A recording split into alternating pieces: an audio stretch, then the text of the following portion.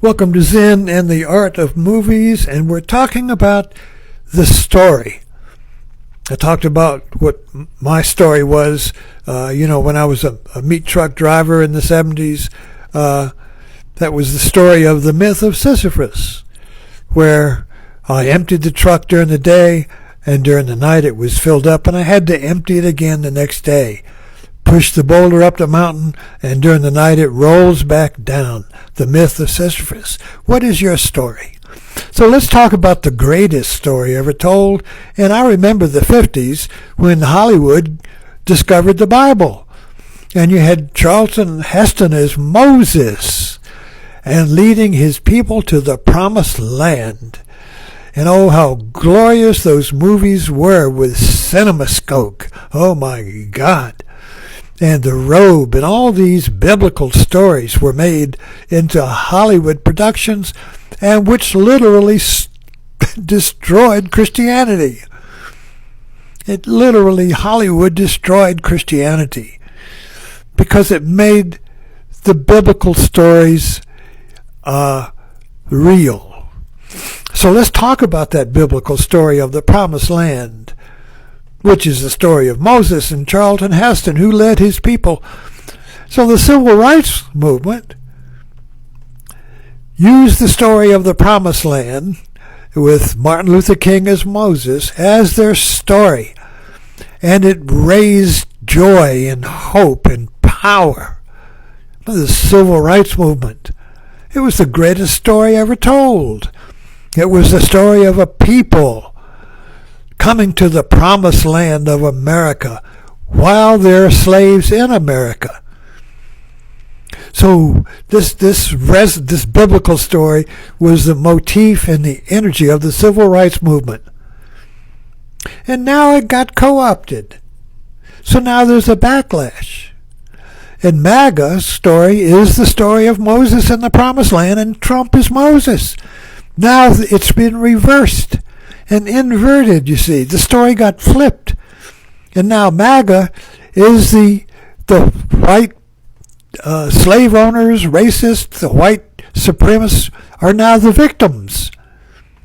And the black people are the masters, that put them in slavery. And now Trump has come like Moses to take them to the promised land where the Republican Party will be the only party, and they will be in control forever and ever and ever. No more immigrants, no more Democrats. They'll all be deported. Only white male Christians will rule 1,000-year Reich. And the same story kind of got inverted. Because the irony of the MAGA inversion of the Promised Land is that they remain poor. The billionaires who control the story, the GOP who controls the story and is operated and is funded by the billionaires, you see, controls the story. So the MAGA people will feel like they're going to the Promised Land, but they will remain poor white trash. This is the MAGA is held hostage in a story that they co-opted from the civil rights, and it's inverted, so that the inversion is that there is no promise. The promised land, it is like a big rock candy mountain. It's a fiction. There is no promised land. There is no liberation. It's all a story believed in. So this is my point, is that when you believe in a story, the story creates the reality you believe is real, but it's a fiction. So how do we see through the story? Well, we can't see through the big story, the greatest story, the collective story that shapes us, We have to see our own story.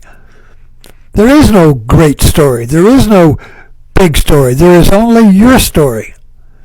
Your personal story. So if your personal story, your feeling, is that you are a victim of the world, of the ruling class, or the white, or the Democrats, or the liberals, so if you feel that you're a victim, and you have this anger, you see, and then you want to get free from this anger, you fall into a collective story, a MAGA story, a magnificent story, you see. And you have a leader. You have a Martin Luther King, a Trump, you see. Now you feel the power of the greater story. Now your little story is melded and married into the greater story. And now you are not an individual, you are a mob. Now you are not just an individual, a little story, you are the greatest story, you see. And it's all fiction. So this greatest story ever told, you see, is a combination of all the little stories that align themselves with the greater story so they can feel the power of the greater story. It's a phony power. It's an imaginary power. And so the way out of this is not seeing the falseness or the fiction of the greatest story, but your story. It has to be that the only real story is your story. All stories, all biblical stories, all collective stories, all greatest stories begin at home, begin with you. Your story is the only story you can work on. You can't work on the greatest story because it doesn't exist. The only story that exists is your story. Your believed in story, your story of your personality, the story of your karma truck, the story of your personality, your karma. That's your story. So that's the story you have to work with. And you work with that in your kitchen. You work with that in your own home, at your job. You work with that in your everyday world. You see the fiction of your story of me in your everyday life. And if you can see the fiction in your story of me, this greatest story of me, if you can see that it's a fiction, a story that balloons you up, if you can see through that, you can see through the larger story, the bigger fishbowl in which your story is held hostage. So MAGA is just an aquarium full of little stories that all align with the big story. The big story is empty. There is no big story. The big story is made up of little stories that align themselves with the big story to feel powerful, to feel the power of their collective story, the story of us, the story of we, the story of the people that rise again, you see, the promised land, the story of the people, the chosen people, you see, and the story of Moses. So this bigger story is made up of little stories, and the only way you can see through it is to see through your story. And that requires intention, daily intention, daily being mindful of your story and its clash with reality.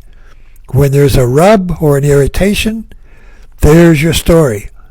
When you're angry at other people, there's your story. You find the story in your everyday life where there is a rub between the story and reality. Thanks for dropping in. We'll keep kicking this story down the road.